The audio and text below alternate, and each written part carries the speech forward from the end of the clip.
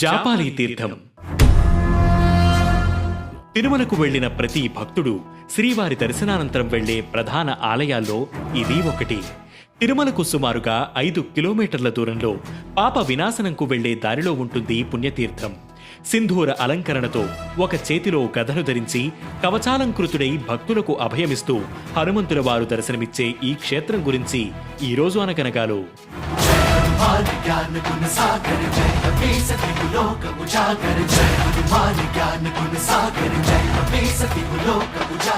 జాపాలీకి వెళ్లిన ప్రతి ఒక్కరూ కొత్త అనుభూతిని పొందుతారు. దట్టమైన అడవిలో ఏపుగా పెరిగిన వృక్ష సంపద మధ్యలో ఒక్కో మెట్టు ఎక్కుతూ వెళ్లి అంజనీపుత్రుణ్ణి దర్శించుకుంటే వెళ్లామన్న అలసట కూడా తెలియదు.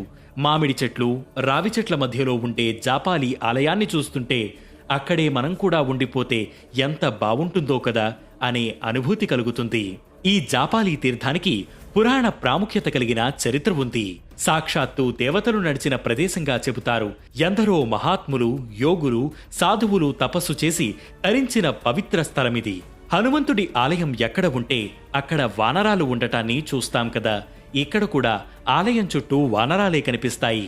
జాపాలి స్థల పురాణం. ముక్కోటి దేవతల ప్రార్థనలతో శ్రీ మహావిష్ణువు రాముని అవతారమెత్తగా రుద్రుడు అంటే శివుడు శ్రీరాముడికి దూతగా వానర రూపాన్ని దాల్చాలని నిశ్చయించుకున్నాడు. ఈ విషయం తెలిసిన జాబాలి అనే మహర్షి శివుడు హనుమంతుడి అవతారం దాల్చడానికి ముందే ఆ రూపాన్ని ప్రసన్నం చేసుకోవాలని ఎన్నో ప్రదేశాల్లో తపస్సు చేశారు. చివరికి వెంకటాచల క్షేత్రంలో జప హోమాన్ని చేశారు. దీంతో శివుడు అతని భక్తికి మెచ్చి సింధూర కవచం లేని హనుమంతుడి రూపాన్ని స్వయంభూగా వెలిసి చూపించాడు.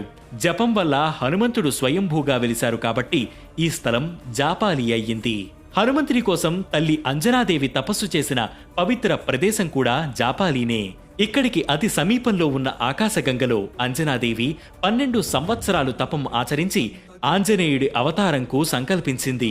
ఆమె తపస్సుకు మెచ్చి వాయుదేవుడు ఫలమివ్వగా ఆ ఫలాన్ని తిన్న అంజనాదేవి గర్భం దాల్చి ఆంజనేయుడికి జన్మనిచ్చింది. అలా ఆ జాపాలి క్షేత్రాన్ని ఆంజనేయ జన్మస్థలంగా కూడా చెబుతారు. అంజనాదేవి తపస్సు చేసి ఆంజనేయుడికి జన్మనివ్వడంతో వెంకటాద్రి అంజనాద్రి అయినట్టు స్థల పురాణం చెబుతోంది. అంజనాద్రిపై సంతతి కొరకై అహోరాత్రములు తపస్సు చేసే కేసరి కుల సతి కడుపు పట్టగా జనించినాడు సమాన బలోద్ధతుడు సంయుతుడు అంజనాసుతుడు. 15వ శతాబ్దంలో విజయ రాఘవరాయలు ఈ ఆలయాన్ని నిర్మించినట్లు శాసనాలు చెబుతున్నాయి. శ్రీరాముడు సందర్శించిన తీర్థం. రావణుడిని సంహరించిన తర్వాత శ్రీరాముడు సీతాదేవి సమేతంగా అయోధ్యకు వెళ్లే ముందు జాపాలి తీర్థంలో విడిది ఉన్నట్లు మరో కథ కూడా ప్రాచుర్యంలో ఉంది.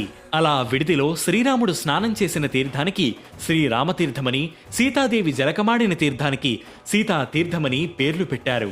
అవి ఆలయానికి తూర్పున ఒకటి, పడమర దిక్కున ఒకటి ఉన్నాయి. ఇక్కడి రామగుండంలో స్నానమాచరిస్తే వాగ్దోషాలు తొలగిపోతాయని అంటారు.